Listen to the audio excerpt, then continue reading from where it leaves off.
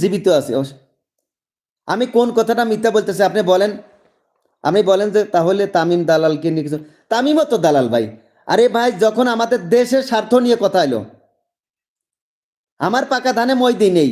যারা ভারতের দালালি করবে, বাংলাদেশের মানুষের সাথে বেইমানি করবে, তাদের বিরুদ্ধে কথা বলবে, সে আমার বাপও যদি হয়, যদিও আমার বাপ মারা গেছে।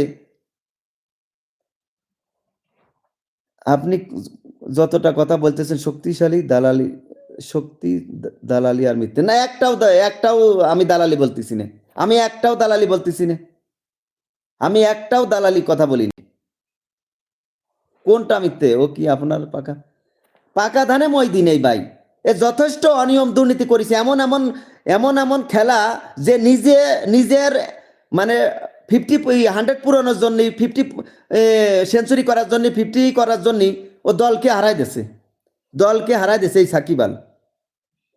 আমি বাংলাদেশের দালালি করতেছি, আমাকে যদি বলা আর দালালি করতেছো, আমি বাংলাদেশের দালালি করতেছি।